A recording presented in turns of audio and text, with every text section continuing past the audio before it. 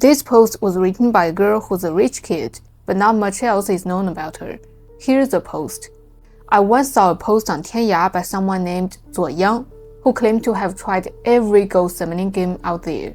Then he disappeared for 3 years and came back warning everyone about it. Honestly, even though he made it sound super mysterious, as someone who hasn't experienced any of this myself, I just don't buy it. So today, I'm going to try out these games for myself. From what I know, there are nearly 20 different such games.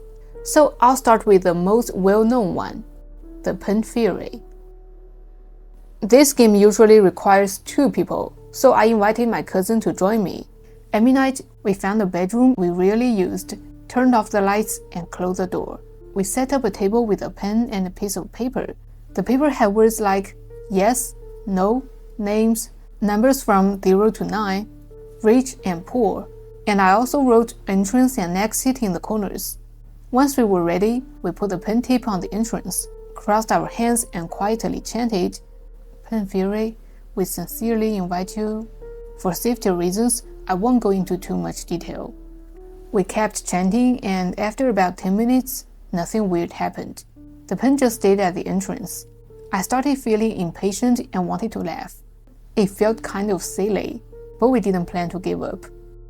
After another 20 minutes of chanting, my excitement had already vanished, and I felt bored. But suddenly, my hand got pulled forward. I was shocked and stared at my cousin, who also looked worried and shook his head to say he hadn't moved. I was panicking and almost pulled my hand back. Sensing my hesitation, my cousin grabbed my hand tightly, signaling me not to move.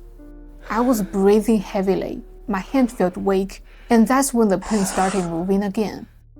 My cousin started asking the Pen Theory questions, beginning with our basic information like age, date of birth, and it answered correctly.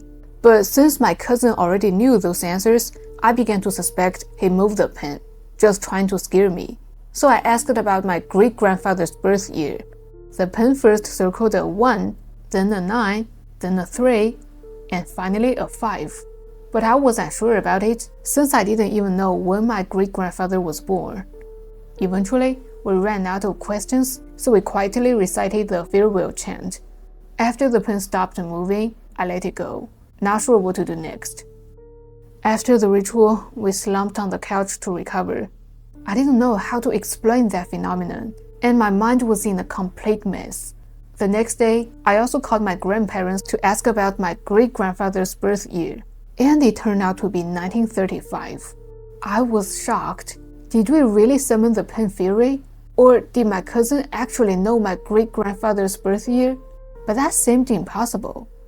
That was my first try, ending up experiencing something paranormal. It totally shook my worldview, and I started thinking maybe ghosts really exist. The next day, I feel fine again because I hadn't really seen anything strange. Maybe it was all just me scaring myself. So I decided to try the second game tonight. Bloody Mary. Of course, if I don't update this post in over 2 days, it probably means something happened to me, or worst case scenario, I'm already dead. I was really looking forward to this game. At 11:55 p.m., I took a candle and went to my cousin's room to call him in. I told him to sit on the sofa outside and wait for my results. Just in case something went wrong, I wanted someone around to help me. After reviewing the steps, I started to follow the instructions. Standing in front of the mirror, I felt a little creeped out thinking about what people say might happen. I lit the candle, took a deep breath, and then turned off the lights. I closed my eyes, focused hard, and began to chant, "Bloody Mary, Bloody Mary, Bloody Mary." Alright, it was time to open my eyes, but I was too scared to do it. Finally, I counted down from 3 in my head and opened my eyes, but all I saw in the mirror was my reflection. 1 second, 2 seconds, 3 seconds passed, still nothing. But suddenly, on the 4th second, I screamed my heart out. It turned out to just be my mom, who poked her head in, angry that I was up in the middle of the night messing around. Well, nothing happened. This ghost game seemed fake. I went to bed planning to try the mirror ghost game tomorrow, which supposedly lets you see many ghosts. and that those who play it often don't survive. This game requires 3 girls and 2 boys, and is said to have a high success rate. So yesterday, I worked hard to gather 3 friends, and even bribed my scaredy cat brother to join us, finally getting enough people. Here's how the game works. In a room with a big mirror, the 3 girls and 2 boys form a circle. As it gets close to midnight, we walk in a circle, and the girls blow air onto the necks of the person in front of them. If someone feels 2 puffs of air on their neck, that means a ghost is present. The person who feels the puffs must turn their back to the mirror, while the other 4 look at the mirror and will see extra figures inside. Once we understood the rules, we got started. The 5 of us were me, Meng, Liang, my brother, and my cousin. We stood in a circle in front of the mirror, then began to walk in a circle while the girls blew air. After about 10 minutes, my brother suddenly said, "Hey sis, why are you blowing on my neck so frequent?" I widened my eyes, staring at Meng and Liang, who had their mouths shut tight and were frowning. Oh no, could this ritual actually be real? I felt a chill run down my spine and trembled as I told my brother, "Don't scare me, I didn't do it too much." Just then, my brother yanked his hand away from my cousin and rushed to the bathroom, then started throwing up. We were totally stunned. After a moment, we rushed into the bathroom and found my brother looking really weak. Damn, she couldn't be in trouble. My mother would kill me. I quickly took him home and gave him some cold medicine, hoping he just caught a chill. That night, I didn't sleep well. Around 5 in the morning, my mom came home and woke us all up. When my brother came out, I accidentally saw his legs. Oh my gosh, they were covered in red rashes. It must be allergic purpura. He had a medical history with this, but I had no idea why it suddenly flared up again. Severe allergic purpura can lead to kidney failure, so when my mom saw it, he panicked and took my brother to the children's hospital. It wasn't until the afternoon that everything was sorted out. My brother was hospitalized, and my mom stayed with him while I went home. All this happened so suddenly, and I sat on the living room couch feeling lost. I wondered if my brother's sudden illness was because we played that game. Did it really get haunted? I felt awful. This was my own brother. What was I thinking? Dragging him into this. At this point, the blogger went quiet for a night, but she didn't plan to give up. The next day, she logged back on and said her brother was fine. He just had a bit of protein in his urine. That night, she decided to play the apple peeling game. But then, she said something that caught my attention. Tonight, I'll peel apples. At this point, I'm not really afraid of ghosts. It's better to know my future, even if it means living a few years less. So I feel like her attitude was strangely pessimistic. Could these games really be having a negative impact on her? Hey everyone, I'm back. The game Zuo Yang tried was an old version that many people have played without any results. Today, I'm going to try a new one. It says you have to peel 3 apples at 4:48 a.m. and the peels can't break. If you succeed, you will see your future in the mirror. If they break, you'll be scared to death by the ghost that appears in the mirror. I got everything ready, set an alarm for the early morning, and went to sleep. The next day, I woke up on time. After a moment to collect myself, I set up the candle and mirror, and as the light started to come in, I began peeling the apples. I was so excited that I accidentally dropped one, smashing it. So I peeled 3 apples in total, taking over half an hour. My hands felt numb, but I started to calm down, sensing that nothing would happen. As expected, no ghost appeared in the end. Just then, sleepiness washed over me again, so I quickly cleaned up the apple peels and went back to bed. Oh, by the way, my brother was discharged today. He's doing fine now. Maybe I was just overthinking things. His reaction might have just been due to nerves at the time. Since it's okay, I'm going to keep trying these games. Thanks for all your concerns for us. Let's see what happens next. This is an old urban legend too. The game is pretty simple. At midnight, you face away from the window and comb your hair in front of a mirror using a wooden comb. You have to comb 3 times forward and 3 times back, repeating this 12 times.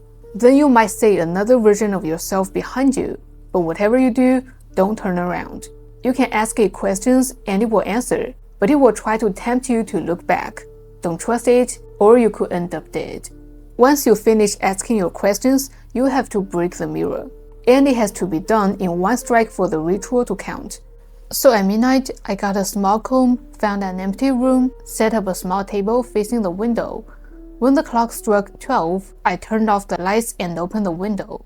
Let the game begin. Different from before, this time I felt really calm. The slight breeze was actually kind of nice. Maybe after everything I'd been through, I just didn't believe in ghosts anymore.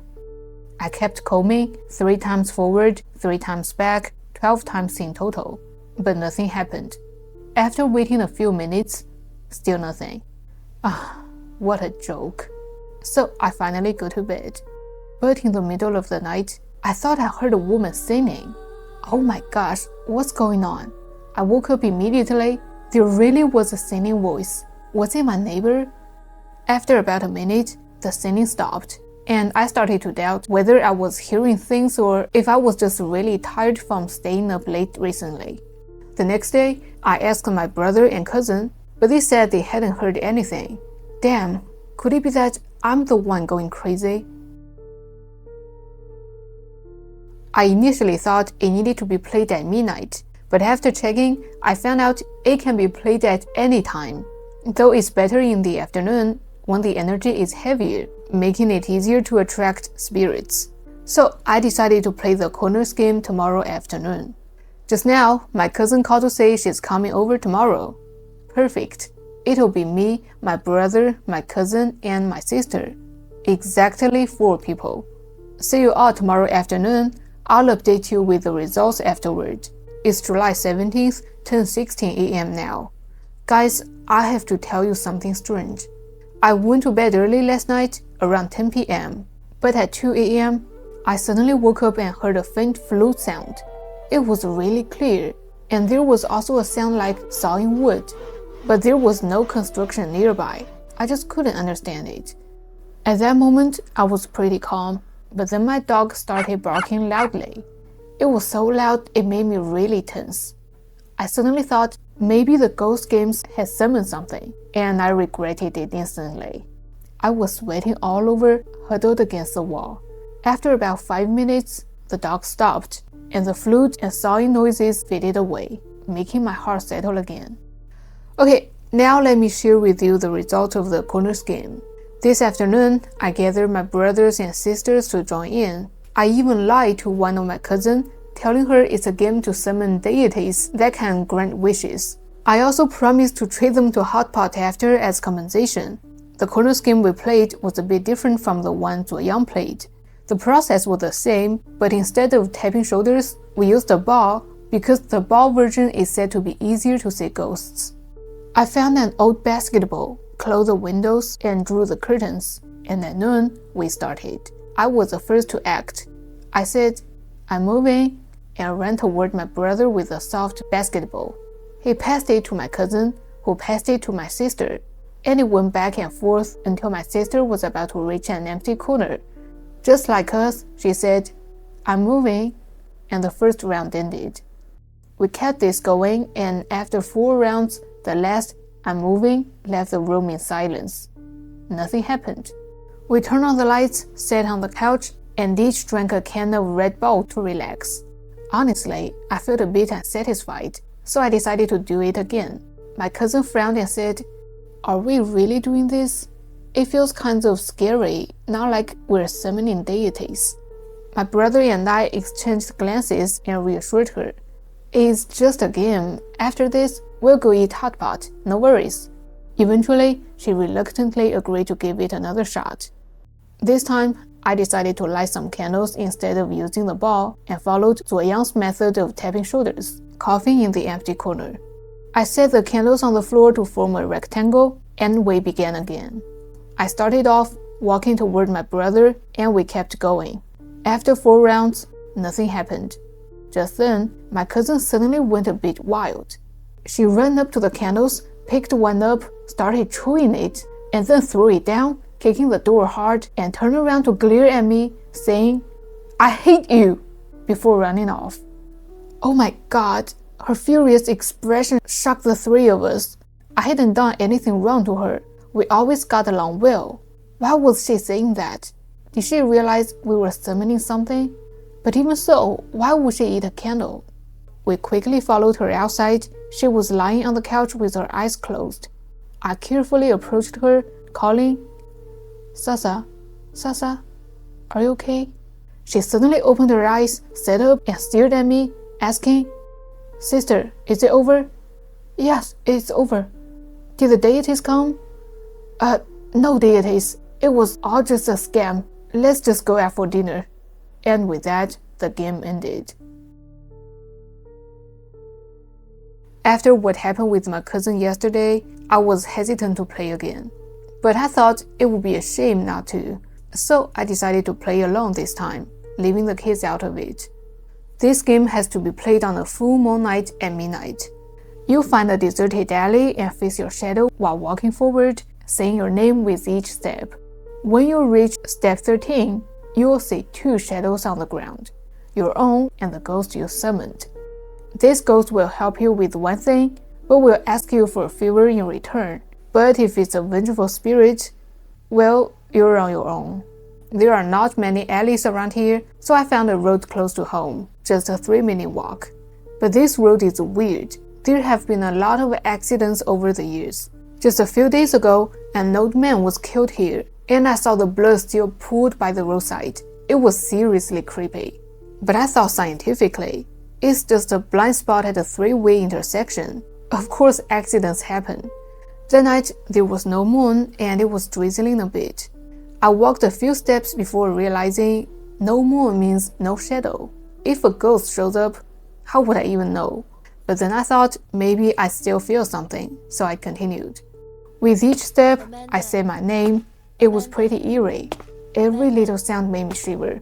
I felt the flashlight in my pocket. It was still there, which reassured me a bit. At step 7, a dog suddenly dashed out in front of me. I froze. My first thought was it would bite me. I thought I might die here tonight. I panicked and turned on the flashlight. Maybe the light was too bright. After barking a few times, the dog ran away. Finally, I couldn't stand it anymore. Once the dog was gone, I turned and bolted. The rain picked up and the wind howled. I felt my senses started to dull. It's only a 3-minute walk home, but it felt like I was running forever. By the time I reached the stairs, I was out of breath. I shouted loudly as I reached the stairwell, triggering the motion sensor light. In that moment, I feel like I had escaped from hell. I ran straight back to my room and collapsed on my bed, utterly exhausted, and fell asleep quickly. But this morning, I had sleep paralysis. I'm used to it by now, and since I'm severely nearsighted, I can't see much, so I didn't scare of it at all. But this time was different. I saw a shadow enter through the window and sit beside my bed. I could feel its presence. It looked like it had short hair, but I couldn't tell if it was a man or woman. Before long, I felt my blanket started to rise, gradually covering my mouth and nose. I was almost suffocating and struggled to lift my head, but it was no use. Just then, my mom walked in, and I suddenly regained my senses. However, this time, the sleep paralysis might have been due to the scare from the last night and my lack of sleep lately. So today, I plan to take a good nap.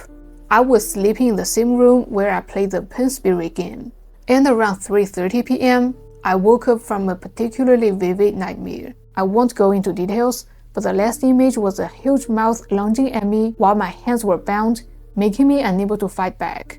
I jolted awake. But even after opening my eyes, I still felt drowsy and couldn't resist closing them again.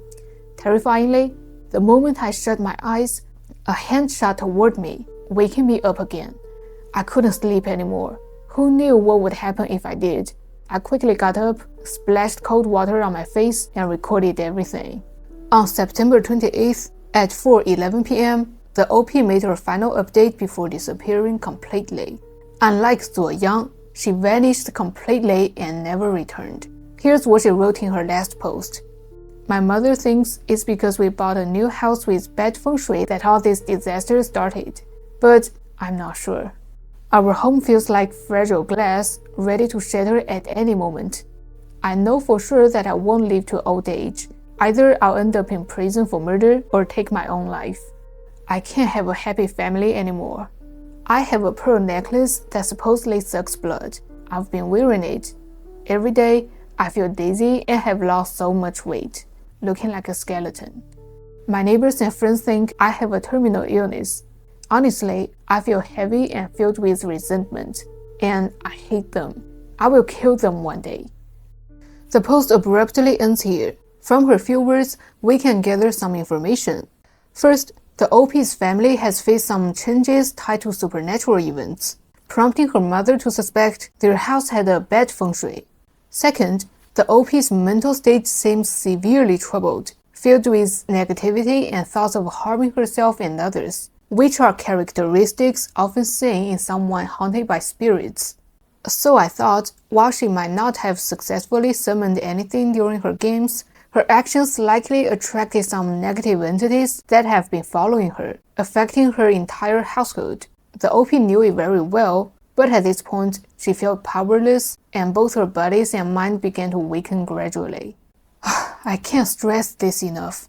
Don't play these kinds of games. Even if they are fake, the fear they bring can impact your mental state. If they are real, you can't control what you summon. Just like with the pen spirit game, many attract wandering souls, which can be impossible to get rid of. If you're unlucky and summon a vengeful spirit, it might follow you around and cause harm, and no one will be able to help you. On a lighter note, these two videos reminded me of a real Hong Kong movie I watched as a kid called The Eye 3.